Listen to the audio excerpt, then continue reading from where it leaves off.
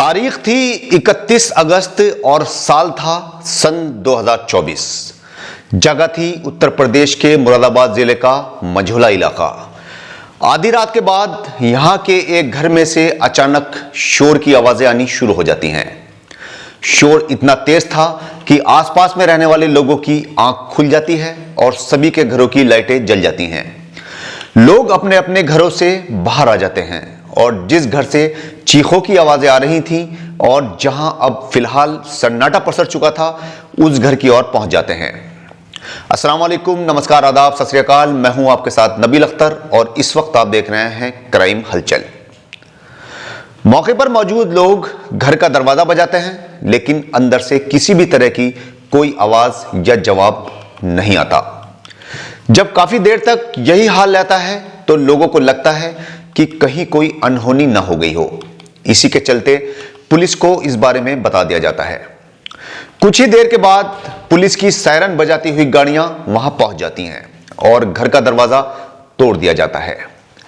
अंदर का मंजर देखकर हर कोई दंग रह जाता है। अंदर एक लड़की की लाश पड़ी हुई थी, जो यहां पर अपने पति के साथ रहने वाली साक्षी चौहान की थी। पुलिस लाश को वहां से उठवाकर पोस्टमार्टम के लिए भिजवाती है और पड़ोसियों से साक्षी चौहान के बारे में मालूमात करती है।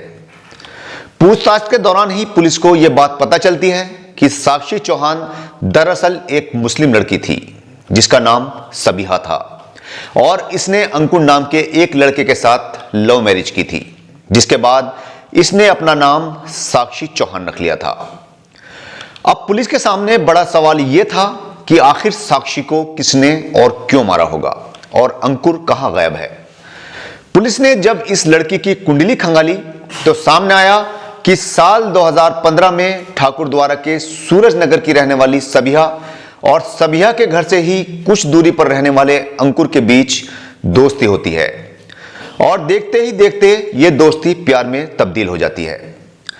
अंकुर हिंदू धर्म से ताल्लुक रखता था और सबिहा मुस्लिम मजहब से, तो परिवार वालों का ऑब्जेक्शन तो लाजमी था। दोनों के घर वालों ने इन दोनों को समझाया कि तुम दोनों के धर्म अलग अलग हैं, एक दूसरे से दूर रहो, लेकिन ये दोनों नहीं माने और ये दोनों घर वालों की मर्जी न देखकर घर से भाग खड़े हुए। सबिहा ने अपना मजहब छोड़ दिया और अपना नाम सबिहा से बदलकर साक्षी चौहान रख लिया। ये दोनों गांगन इलाके में किराए का मकान लेकर रहने लगे। 2 साल के बाद साक्षी ने एक बेटी को जन्म दिया। अचानक अंकुर का काम धंधा चौपट हो गया और वो पूरी तरह से बेरोजगार हो गया। एक पुरानी कहावत है कि जब गरीबी घर के दरवाजे पर दस्तक देती है तो मोहब्बत खिड़की के रास्ते घर से बाहर चली जाती है। इस केस में भी कुछ ऐसा ही सामने आने वाला था। इनके घर के हालात अब ऐसे हो चुके थे कि इनको घर चलाना मुश्किल हो रहा था। जब पैसे की ज्यादा परेशानी होने लगी तो साक्षी ने नौकरी करने का फैसला लिया। उसने अंकुर से कहा कि उसको भी अब काम करना होगा, तभी घर के खर्चे चल पाएंगे, नहीं तो जिंदगी दूभर हो जाएगी। इसी के चलते साक्षी ने एक फैक्ट्री में नौकरी कर ली। साक्षी काम पर जाने लगी तो घर के हालात फिर से संभलने शुरू हो गए, लेकिन इसके साथ ही साथ अंकुर और साक्षी के रिश्तों में भी खटास पैदा हो गई। दरअसल साक्षी को फैक्ट्री में रात में करीब 7 से 8 बजे तक बज जाते थे और वो जब भी घर वापस आती थी तो कभी पैदल या रिक्शा में नहीं आती थी, बल्कि उसको फैक्ट्री का ही कोई ना कोई वर्कर अपनी बाइक या स्कूटर से घर छोड़ जाता था। इसके चलते अंकुर साक्षी के ऊपर शक करने लगा। उसे लगता था कि साक्षी का फैक्ट्री में ही किसी ना किसी से अफेयर चल रहा है।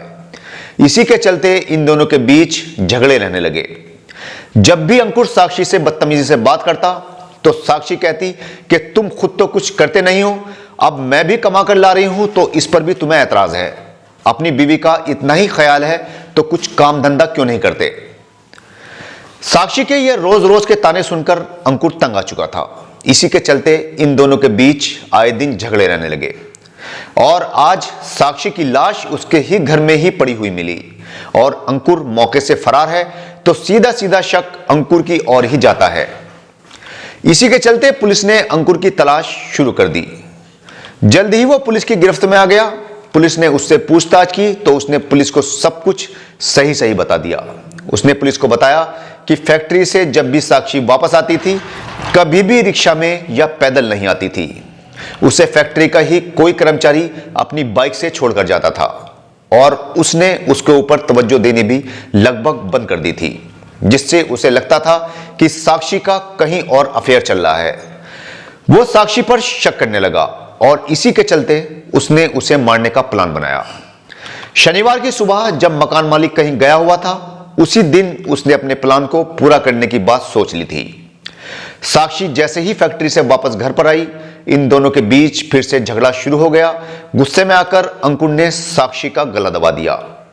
अपने काम को अंजाम देने के बाद उसने अपनी बेटी को वहां से उठाया और वहां से भाग निकला। जो लड़की अपना सब कुछ इसके लिए छोड़कर आ गई थी, जिसने इसके लिए अपना मजहब छोड़ा, अपने माँ बाप और भाई बहनों को छोड़ा और जमाने से टक्कर लेकर इसको अपनाया, उसने ही उसकी पूरी जिंदगी को उजाड़ कर रख दिया। पुलिस ने अंकुर को जेल भेज दिया है। इस तरह से एक शक के कीड़े ने पूरे परिवार को उजाड़ कर रख दिया और मासूम बच्ची के सिर से मां और बाप दोनों का साया पूरी तरह से उठ गया। कल आपसे फिर मुलाकात होगी एक नई कहानी के साथ। तब तक अपना और अपने परिवार का अच्छी तरह से ख्याल रखिए और देखते रहिए क्राइम हलचल विद नबील अख्तर। जय हिंद।